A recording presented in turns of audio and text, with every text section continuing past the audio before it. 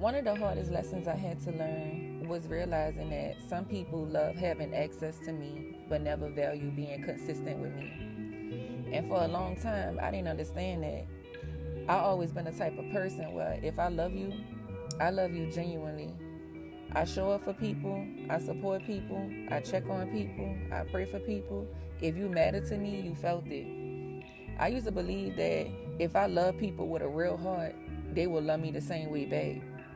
But life had to teach me that genuine love doesn't always get returned the same way. And that doesn't mean there's something wrong with you. It just means everybody isn't built to stay in your life long term. There were times in my life where people would show up for me, but only when it was convenient for them. They would pop in, check on me, maybe support something I was doing, and then they'll disappear again. And that kind of inconsistency can mess with you emotionally because it makes you question yourself. It makes you wonder, do they care about me? Am I expecting too much? Am I overthinking this? I had to be honest with myself and recognize that inconsistency is actually an answer, even when we don't want it to be.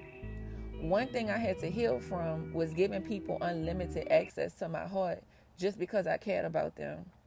I thought loyalty meant holding on people no matter how they showed up. But I learned that access is a privilege, not automatic. Consistency shows real intentions. Anybody could show up once. Anybody could say the right words in a moment. But consistency reveals who is truly meant to walk with you through seasons of your life. And one of the biggest mindset shifts I had to accept is that some people are seasonal, not permanent. That doesn't always mean they're bad people. Sometimes they just wasn't assigned to stay in your story forever. I also had to heal from feeling like genuine love meant sacrificing my peace or accepting one-sided connections. Real love, whether it's friendship, family, or relationship, should not constantly feel draining or confusing. Now, don't get me wrong, healing doesn't mean you stop caring. I still care about people. I still love deeply, but I had to learn how to love people without losing myself in the process. I had to learn how to pay attention to patterns instead of just moments, because moments can feel beautiful, but patterns tell the truth. One of the hardest but most freeing things I've learned is that losing inconsistent people isn't rejection. Sometimes it's protection. Sometimes God removes people from our lives because he sees we're too emotionally attached to notice. And I've noticed something in my own journey. The right people don't just show up when you're shining. The right people show up when you're building, when you're healing, when you're still figuring things out. Those are the people that are aligned with your growth, not just your glow. I'm still healing. I'm still growing. I'm still learning boundaries.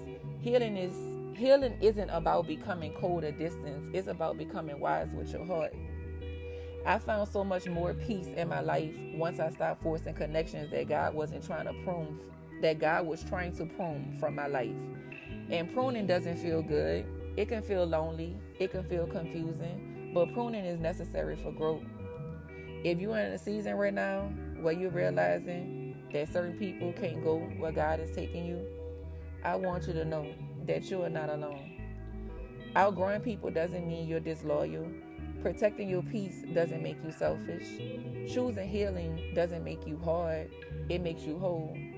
And sometimes the most powerful thing we can do for ourselves is accept people for who they've shown themselves to be and love yourself enough to adjust accordingly.